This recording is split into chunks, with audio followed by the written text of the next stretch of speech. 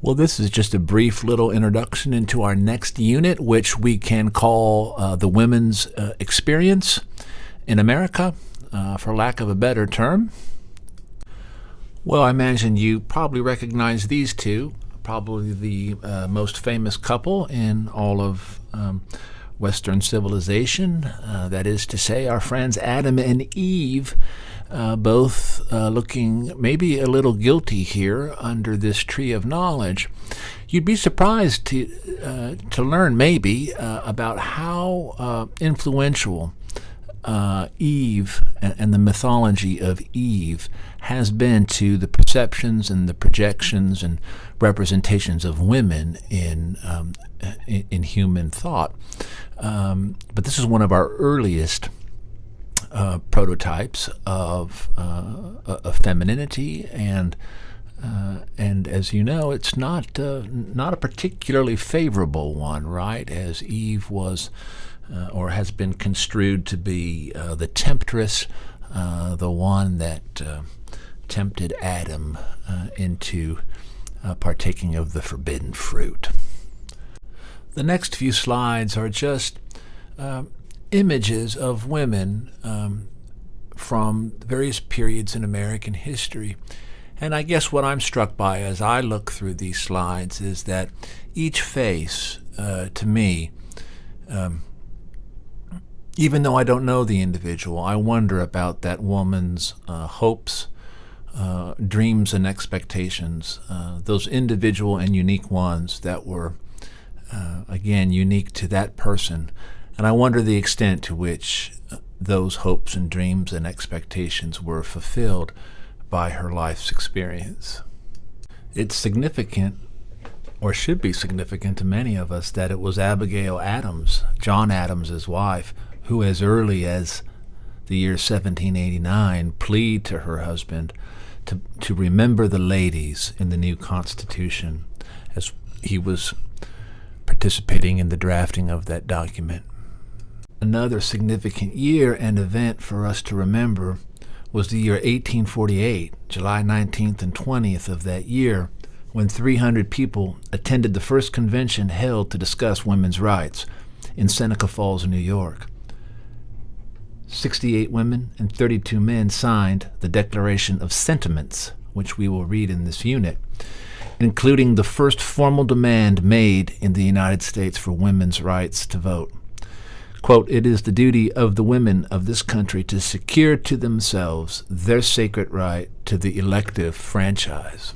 It's still a bit shocking to me when I think that it wasn't until the year 1920 when the 19th Amendment is quietly signed into law by Secretary of State Bainbridge Colby, granting women the right to vote.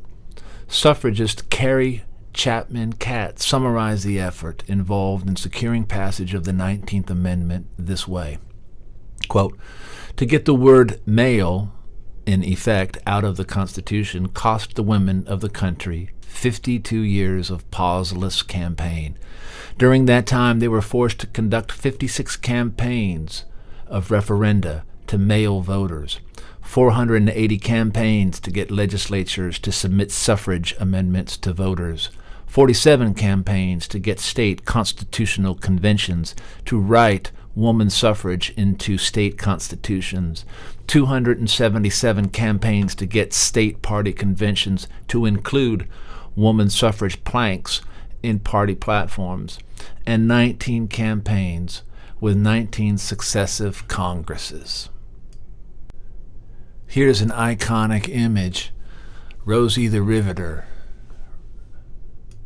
And here's the real life Rosie the Riveter alongside my good friend Grant Thompson. I used to work with Grant some years ago and still run into him from time to time. He's very active in the city of Decatur, in particular the Chamber of Commerce there.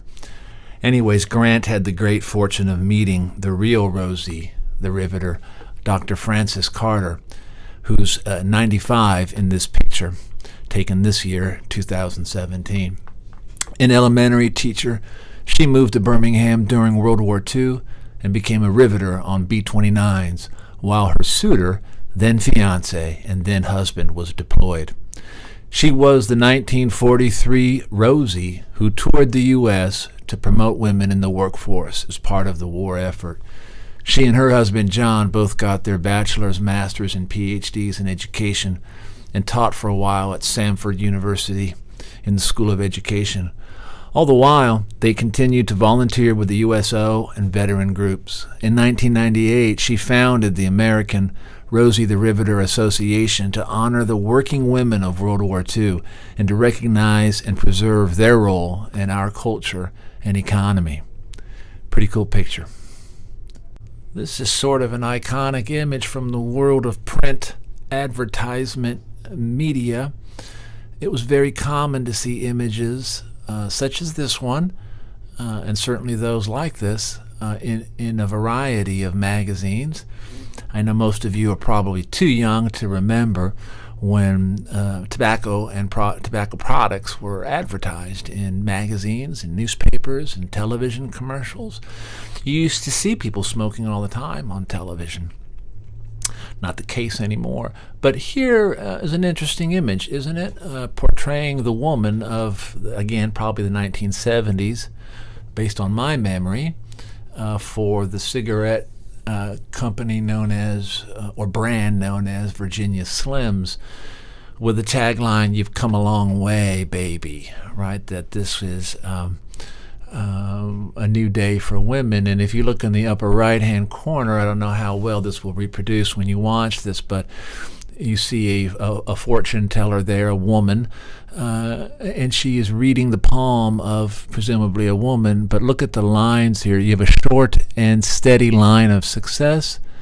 There are parallel lines of drudgery and distasteful choices, a swirling arch of subservience, a non-existent line of fame and fortune, and heavy plodding line of domestic duty, right? And so from all of this, we have this new woman here, right, who seems to be footloose and fancy-free. She's come a long way.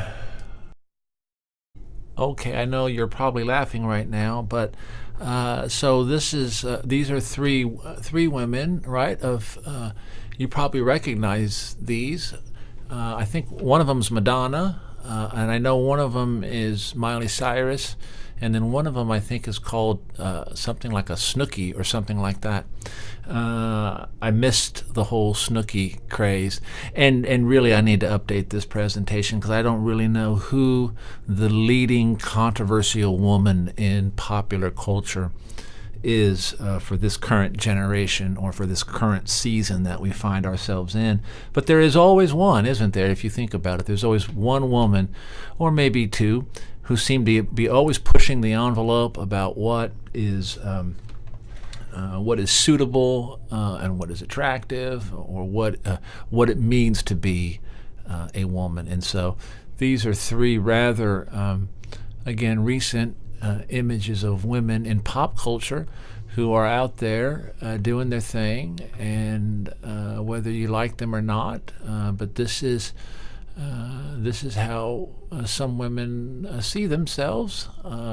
Many don't, but they are arguably noticed, and they are obviously influential individuals.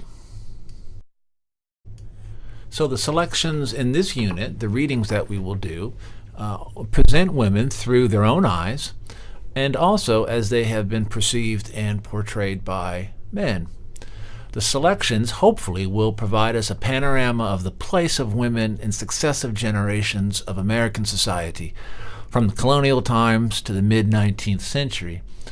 Of special interest is how the institution of marriage is portrayed, along with ideas of domesticity, beauty, romantic love, personal freedom and liberties, intellectual and spiritual dimensions, and associated stereotypes.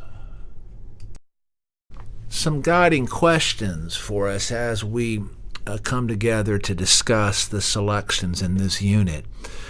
To begin with, how does the writer whether the writer is male or female, present women in the text.